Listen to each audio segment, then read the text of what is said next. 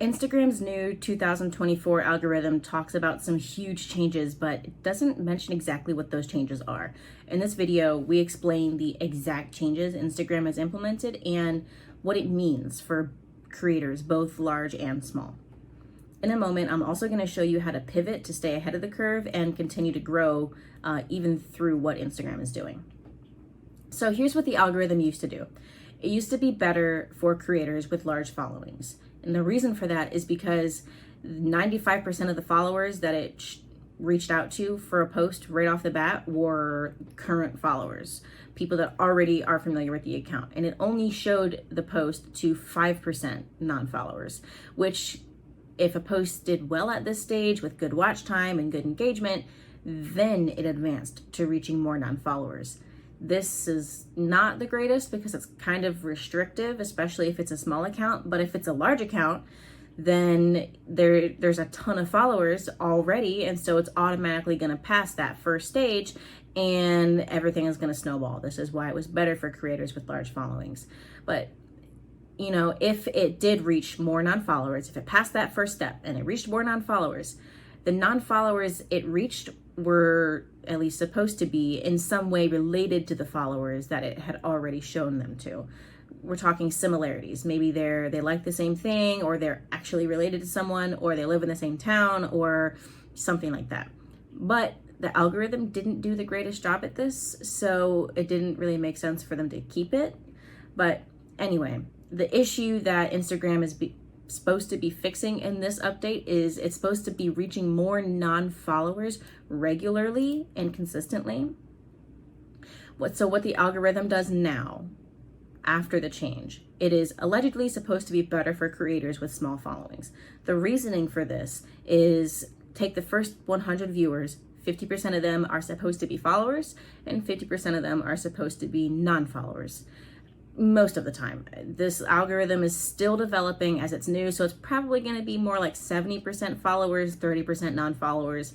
But the thing about the 30% being non-followers, the non-followers it reaches are now supposed to be completely unconnected.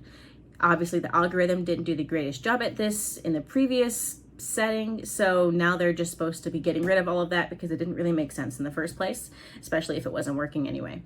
So the good news for small creators, it's supposed to be easier to reach newer potential followers as it's supposed to be showing you the content to a larger percentage of non-followers. The bad news for large creators is that their performance no longer gets boosted solely by their large follower engagement right off the bat. There's still going to be about 50% of that, but they now have to rely on quality of content and their strategy to make sure that they continue to do good. The best way to pivot and take advantage of the new algorithm, whether you are small or large, is to just make sure you're always producing newer content, fresh ideas, and moving away from anything that didn't work in the past. Basically, just don't be lazy. The new Instagram algorithm is not going to be friendly for lazy content. Doesn't matter if it's a small creator or a large creator. Make sure you adjust your content strategy as needed. You can do this by checking your inspiration tab, which you can find in the business tools section of Instagram, all the way down at the bottom. You want to look at the suggested reels that it shows you and make sure they're actually in line with your content. And if the reels are similar to yours, this is great. This means the algorithm knows who you are and what you want and what you need. So just continue to make more like the suggested videos. If these suggested reels are not like yours, that is a blaring red light, wee woo, trying to tell you that Instagram doesn't know what you are, what you want, what you need. It didn't categorize you correctly. And it could be for a multitude of reasons. The most common being lack of consistency in terms of the kinds of content that you post. If it's all across the board, it may be improper use of hashtags or something else entirely.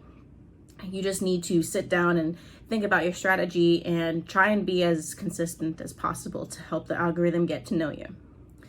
Don't forget to hit that, wow, English is escaping me. Don't forget to hit that like button, there it is, for more free courses like this, and subscribe to help the channel out so we can keep the free courses coming. Thank you for watching. Let's go, let's grow.